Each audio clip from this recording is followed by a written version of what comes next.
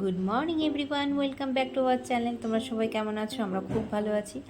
আজ একটি বিশেষ দিন, শ্রুতিরাজের আজকে হ্যাপি বার্থডে। তাই ঘুম থেকে উঠে সাই বাবাকে পুজো দিয়ে সাই বাবা ব্লেসিং ওকে ছুঁয়ে দিলাম।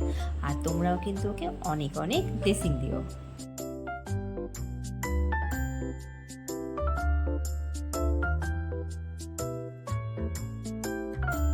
তারপরে সকালবেলায় রান্নার ঘরে চলে আসলাম।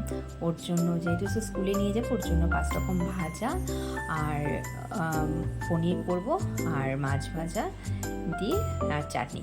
আর এদিকে ডাল করেছি, ডালের সাথে ক্যাপসিকাম আলু এসব দিয়ে একটু ঝাল ছাড়া পনিরটা রান্না করব। আর একটু সুন্দর করে স্কুল থেকে আসার পরে সাজিয়ে গুছিয়ে ওকে একটু সার্ভ করবো, এটাই ইচ্ছা আছে। আর এবার তো খুব বেশি করে আমরা সেলিব্রেট করতে পারছি না। আর যেহেতু চাটনি খুব ভালোবাসে, সেই জন্য একটু ওর জন্য স্পেশাল করে একটু চাটনি বানাচ্ছি। আর এদিকে পনির হচ্ছে। এবার খুব ছোট করে বার্থডেটা সেলিব্রেট করব। রান্নাবান্না সেরে সকালে খাওয়া দাওয়াকে খাইয়ে এখন যাচ্ছি আমরা স্কুলে। তো একটু রেডি হয়ে নিচ্ছি। স্কুলে যাচ্ছি শুধু ম্যাম আর স্টুডেন্টদেরকে চকলেট দেওয়ার জন্য। এই দেখো, শ্রুতিরাজ স্কুলে পৌঁছে সমস্ত ফ্রেন্ডদেরকে, আন্টিদেরকে, ম্যামদেরকে সবাইকে চকলেট দিল। আর বাচ্চারাও খুব খুশি, আর শ্রুতিরাজও খুব হ্যাপি। ওর এই খুশিটার জন্য আমি সব করতে পারি। অনেকেই বলেছে যে বার্থডে করতে হবে না, বা অনেক কিছু নিয়ম নেই, কেন 1 মাস হয়েছে বাবা চলে গেছে। কিন্তু সব কিছু দুঃখ আছে, তবুও আমার এই ছোট্ট সোনাটার মুখের হাসিটা আমার কাছে স্পেশাল। তো বেশি বড় করে না করলেও ছোট্ট করে এই আনন্দটুকুই আমাদের কাছে অনেক বেশি। Happy birthday to you, happy birthday to you, happy birthday. তারপর বাড়িতে এসে ওকে সুন্দর করে একটু ডেকোরেট করে ওকে খেতে দিলাম। আর ও দেখে এতটা খুশি হয়েছে যে কি বলবো, প্রথমবার ও এরকম পেয়েছে। কারণ আগেরবার তো খুব ছোট ছিল আর এত কিছু খেতেও পারতো না, এখন একটু বুঝতে শিখেছে, তাই খুব খুশি। আর একটু বেলুন দিয়ে ডেকোরেট করেছি, সব একা হাতে করা তো, বাড়িতে কেউ ছিল না তাই। আর ওর বাবাও অফিসে চলে আসবে তাড়াতাড়ি, কিন্তু টোটালটা একা হাতে করতে হয়েছে।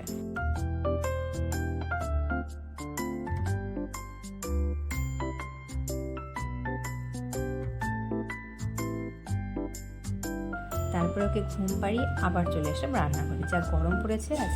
আর বসিয়েছি পায়েস। তো মায়ের হাতে পায়েস না খেলে তো আর হয় না জন্মদিন পালন, তার জন্য পায়েস করছি।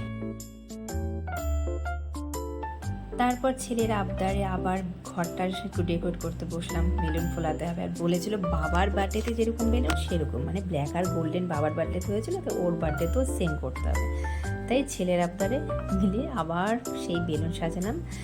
এই বেলুন ফোলাতে ফোলাতে আমি হাঁপিয়ে গেছি, এত গরম পড়েছে।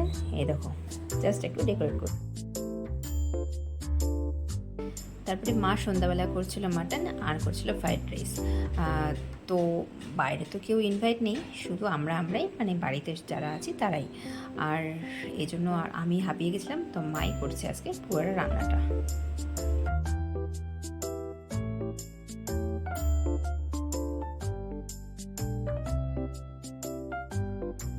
আর এই যে শ্রুতিরাজের কেক, তো কেক আর পায়েস দিয়ে ওকে বসিয়েছি।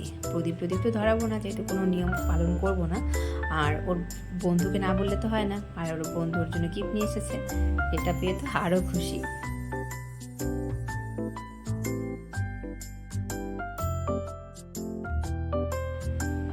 তারপর আমি একটু পায়েস খাইয়ে দিলাম, আর হাতে ধরে কেক কাটালাম।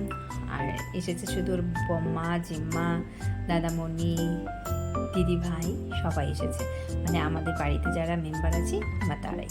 আর এসেছে জান দাদু। তো ও তো একা কেক কাটতে পারে না, তা আমি হাতে ধরে কেকটা কাটিয়ে দিলাম। আর গুড বয়ের মতো কত সুন্দর বসে আছে দেখো তো। এটুতে এর ছোট্ট ছোট্ট জিনিসে কত খুশি হয় বাচ্চারা, বলো তো, খুব খুশি হয়।